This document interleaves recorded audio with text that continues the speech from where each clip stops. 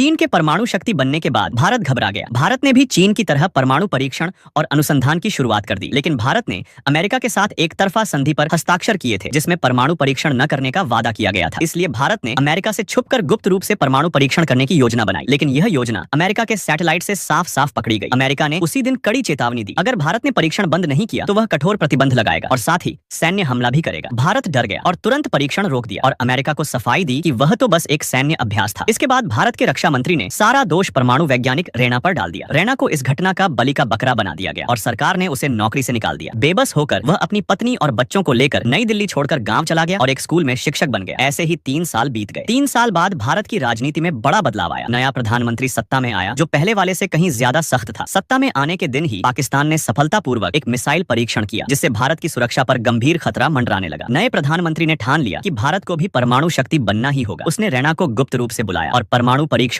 फिर से शुरू करने का आदेश दिया। चूंकि यह एक गुप्त राष्ट्रीय योजना थी, रैना ने अपनी पत्नी से कहा कि वह दिल्ली में विश्वविद्यालय में पढ़ाने जा रहा है। जल्द ही रैना ने काम शुरू किया। उसने पिछली असफलता का विश्लेषण किया। उसने पाया कि भारत लगातार अमेरिकी उपग्रहों की निगरानी में था। ये उपग्रह इतने शक्तिशाली थे कि बादलों से भी नहीं छुपा जा सकता था। यहाँ तक कि जमीन पर एक सुई भी हो तो वह देख सकते थे और रात में भी उनकी थर्मल इमेजिंग से सब कुछ दिख जाता था। इसलिए अगर परीक्षण करना है तो अमेरिकी सैटेलाइट की नजर से बचना जरूरी है, लेकिन यह काम अकेले संभव नहीं था। इसलिए रैना ने 5 शीर्ष विशेषज्ञों को बुलाया। एक सेना के कर्नल जो पिछले परीक्षण में शामिल थे, एक परमाणु ऊर्जा वैज्ञानिक जो इस क्षेत्र के प्रमुख विशेषज्ञ थे, एक अंतरिक्ष अनुसंधान विभाग के प्रमुख जिनका काम था सैटेलाइट की कमजोरियों का पता लगाना, एक मिसाइल विशेषज्ञ जो रक्षा मंत्रालय से जुड़े थे और एक महिला जासूस जिसे गुप्त कार्यों के लिए सौंपा गया था। टीम तैयार होते ही रैना ने नई ऊर्जा के साथ काम शुरू किया। जहां गिरे थे वहीं से उठेंगे, यही सोचकर उन्होंने 3 साल पहले वाले पोखरण रेगिस्तान को ही फिर से परीक्षण स्थल बनाया। योजना थी कि 30 दिनों के अंदर 6 परमाणु बम गुप्त रूप से परीक्षण किए जाएंगे, लेकिन पुरानी परीक्षण सुरंगों में पानी भर गया था, इसलिए सबसे पहले उन्हें खाली करना पड़ा। फिर बिजली के तार बिछाए गए और परमाणु बम को कंट्रोल सिस्टम से जोड़ा गया। आखिरी कदम था दस्तावेजों पर हस्ताक्षर करके परीक्षण शुरू करना। लेकिन समस्या ये थी कि 1995 से ही अमेरिका ने 3 उपग्रह भारत के ऊपर तैनात कर रखे थे जो भारत की हर गतिविधि पर नजर रखते थे। जैसे ही अमेरिका को शक होता कि भारत फिर से परीक्षण कर रहा है, परिणाम बहुत भयावह हो सकते थे। तभी अंतरिक्ष विभाग के प्रमुख ने बताया कि सैटेलाइट लगातार घूमते रहते हैं और उनके भी कुछ अंधे क्षेत्र होते हैं। इन अंधे क्षेत्रों को ब्लाइंड स्पॉट या वैक्यूम टाइम कहा गया। गणना से पता चला कि हर दिन 2 बार ऐसे मौके आते हैं, एक बार दिन में 1 घंटे के लिए और एक बार रात में 3 घंटे के लिए। लेकिन दिन में रेगिस्तान में धूल भरी आंधियां आती थी जिससे काम करना असंभव था। इसलिए उन्होंने रात के समय काम करने का फैसला लिया, यानी उनके पास रोज केवल 3 घंटे का समय था। पहली रात ऑपरेशन शुरू हुआ। टीम ने मिलकर काम किया। कोई पानी निकालने में लगा था, कोई तार बिछा रहा था, पर असल में उन्हें काम करने के लिए सिर्फ 2 घंटे मिलते थे, क्योंकि 1 घंटा तो सिर्फ निशान मिटाने में चला जाता था। रेत पर उगे हुए घास उगाना, गाड़ियों के टायर के निशान मिटाना, सुरंग को टेंट से ढकना और अंत में सारी लाइटें बंद कर देना। इस तरकीब से वे आसमान की नजरों से बच गए, लेकिन जमीन की निगाहें इतनी आसानी से